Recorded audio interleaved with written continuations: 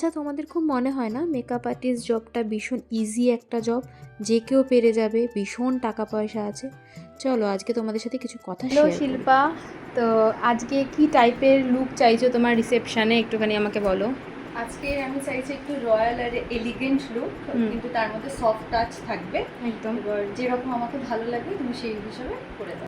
এটা ছিল হচ্ছে আমার নভেম্বরের 19 তারিখের রিসেপশন ব্রাইড। তো তোমরা ওর মুখে শুনে নিলে ও কী টাইপের সাজতে চায়।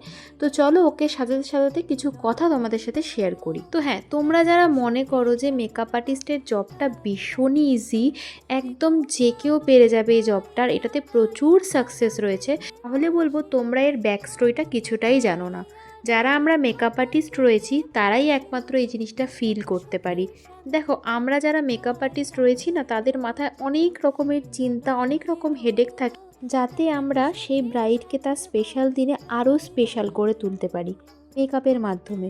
আমাদের মেকআপ আর্টিস্টদের সবটাই দেখতে হয়, যেমন কোনটার সাথে কোনটা মানাবে, কোন জুয়েলারিটা পরলে তাকে বেস্ট লাগবে। প্রত্যেকটা মানুষের মুখ আলাদা, স্কিন টাইপ আলাদা, সেই অনুযায়ী আমাদের মাথায় রেখে সবটা কিন্তু করতে হয়।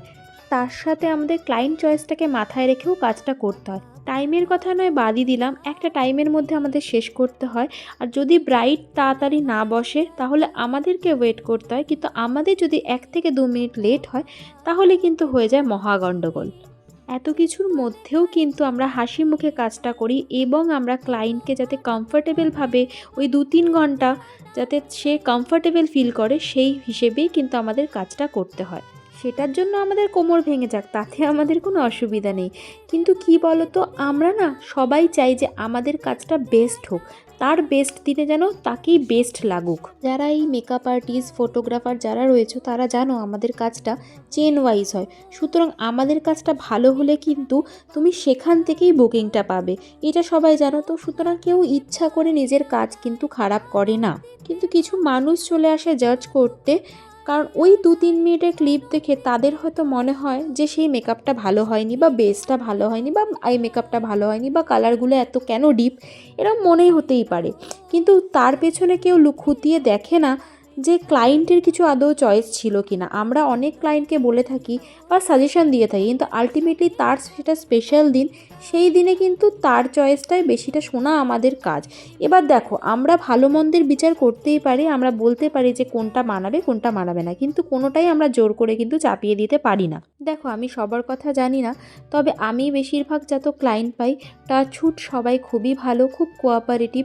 দেখো, একটা মেকআপ আর্টিস্টকেও যতটা এফোর্ট দিতে হয়, ততটাও কিন্তু ক্লায়েন্টকেও এফোর্ট দিতে হয়, যাতে কাজটা একদম প্রপার হয়। কিছুটা আমাদের ওপর ছাড়া, কিছুটা তাদের চয়েস, এই দুটো মিলিয়েই কিন্তু আমাদের কাজটা বেস্ট হয়।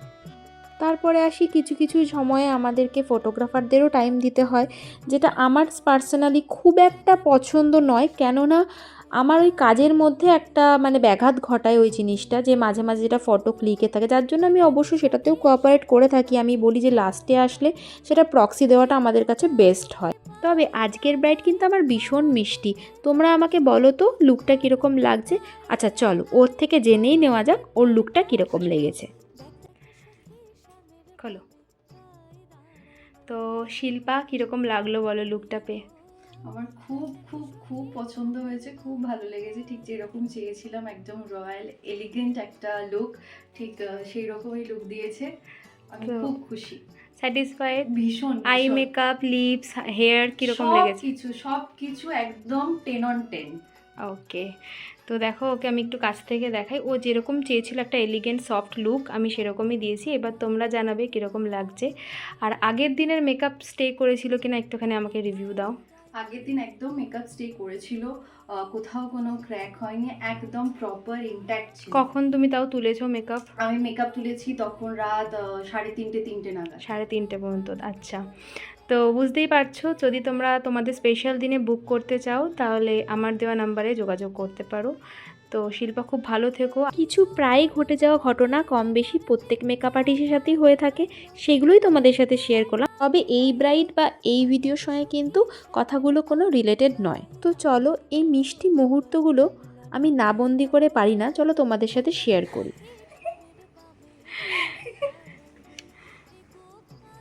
আচ্ছা, তুমি আবার বলো, তুমি যে বলছিলে যে তুমি যখন এন্ট্রি নেবে তখন কি গান বাজবে? জয় জয় মা, রানী মা। আসলে ও এত গয়না পড়েছে ওই জন্য বলছে জয় জয় মা রানীমা গানটা বাজবে। আসো, বলো কিরম লাগছে? ভালো লাগছে, হ্যাঁ, ভালো লাগছে। পছন্দ হয়েছে? হ্যাঁ, হাড়গুলো ঠিক করে নে। ও আচ্ছা, ভিডিও হচ্ছে। পছন্দ হয়েছে? ভালো লাগছে। ওকে। তো এফার্ট দেওয়ার পরেও মানুষ আলু পটলের মতো দরাদরি করতে স্টার্ট করে দেয় মেকআপের টাকা কমানোর জন্য। আর আমার বুকিং কিন্তু চলছে, স্ক্রিনে দেওয়া নাম্বারে তোমরা যোগাযোগ করতে পারো। আর সেদিনকে এসে আমার ছিল একটা বিয়ে বাড়ি, 5 থেকে 6 মিনিটের মধ্যে একদম রেডি হয়ে গেছিলাম, এই লুকটা ক্রিয়েট করেছিলাম। 5 থেকে 6 মিনিটের মধ্যে এর থেকে বেশি কিছু তোমরা আশা করো না। তবে তোমরা যদি এই লুকটা দেখতে চাও তাহলে অবশ্যই নিচে কমেন্ট করো, আমি এই লুকটা একদিন রিক্রিয়েট করে তোমাদের সাথে অবশ্যই শেয়ার করব। হ্যাঁ, আমার কিন্তু 8 ব্রাইডাল ব্যাচও স্টার্ট হতে চলেছে খুব শিগগিরই। স্ক্রিনে দেওয়া নাম্বারে যোগাযোগ করতে পারো। আর হ্যাঁ, অযথা ফোন করে বা মেসেজ করে ডিস্টার্ব করো না। যদি কারোর দরকার থাকে বুকিং রিলেটেড বা ব্যাচ রিলেটেড কোনো দরকার থাকে তবেই করো। দেখা হচ্ছে নেক্সট ভিডিওতে। সবাই খুব ভালো থেকো, সুস্থ থেকো, টাটা।